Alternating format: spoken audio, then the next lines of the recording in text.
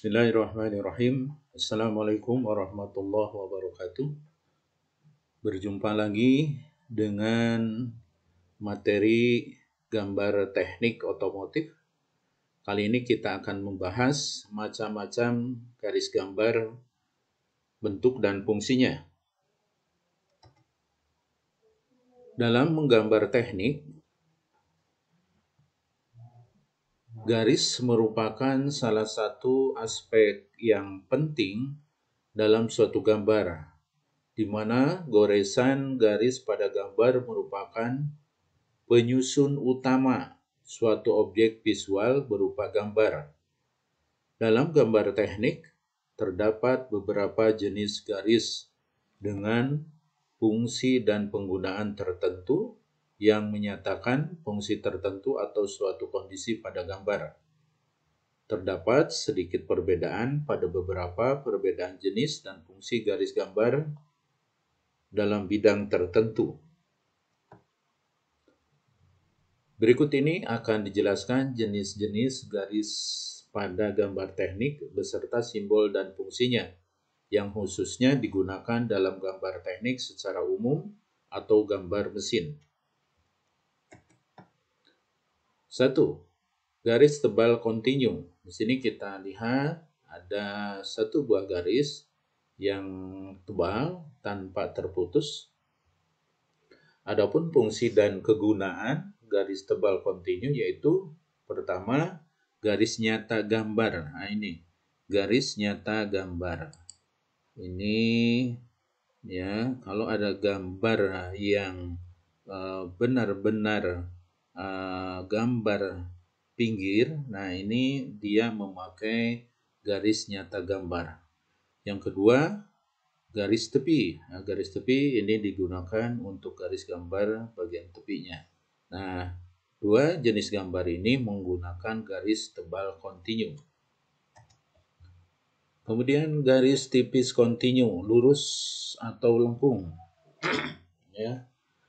Adapun fungsi dan kegunaan garis tipis kontinu yaitu garis hayal berpotongan atau imajiner, garis ukur, garis bantu proyeksi, garis penunjuk, garis asin, garis nyata pada penampang yang diputar di tempat, garis sumbu pendek. Nah, di sini ada garis ukur.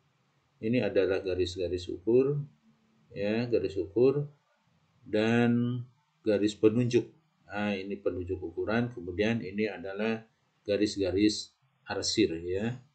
Sini garis arsir. Salah satu yang harus menggunakan garis tipis kontinu, gambarnya ini, ya. Kemudian selanjutnya nomor 3, garis tipis kontinu bebas. Nah, kita lihat di sini ada sebuah garis kontinu bebas, ya. Maksud bebas di sini adalah dia membuat garisnya bebas, ya. Di sini lengkung, tidak datar, ya. Adapun fungsi dan kegunaan garis tipis kontinu bebas yaitu sebagai garis batas yang dipotong. Nah, ini. Jadi kalau ada gambar yang tidak mungkin digambar dalam suatu kertas A4 atau A3 misalnya, maka garis tersebut, gambar tersebut dipotong dengan garis seperti ini, ya. Jadi intinya kalau kita melihat gambar ada garis tipis kontinu bebas, berarti gambar ini adalah bersambung. Seperti halnya ini. Ini adalah sebuah benda, maka benda itu dipotong, gambar potongnya ini, nah, ya, maka dalam suatu gambarnya nanti tidak keseluruhan gambar ini digambarkan, hanya sebagian saja. Maka ditandai dengan garis tipis kontinu bebas. Garis tipis kontinu dengan zigzag. Nah, ini hampir sama dengan nomor 3 barusan, cuman masalahnya di sini adalah dengan zigzag.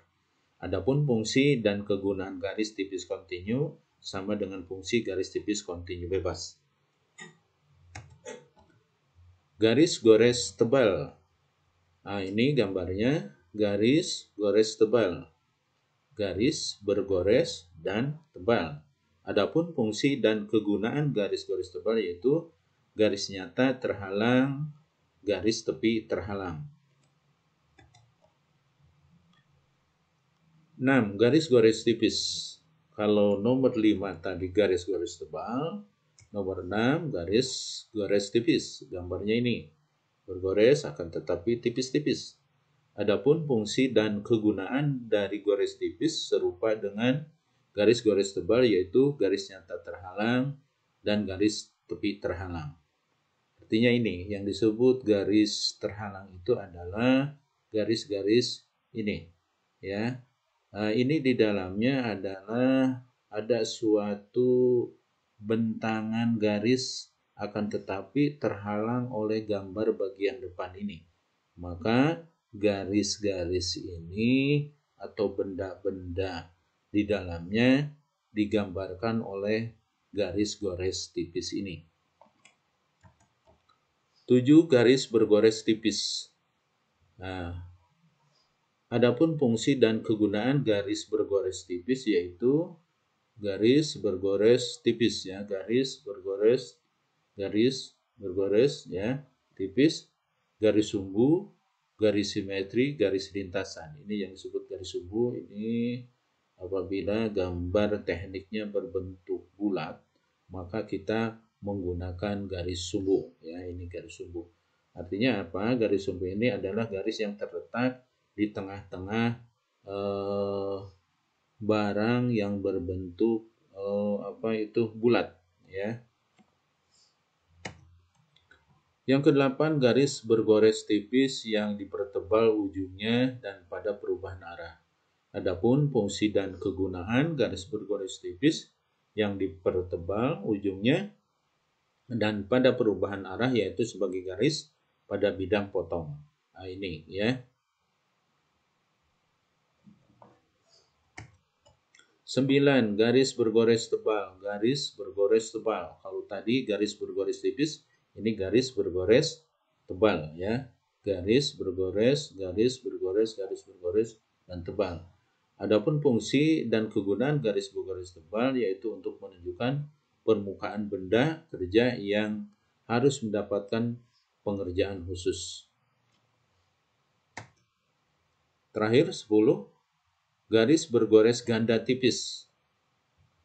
Garis bergores ganda, garis,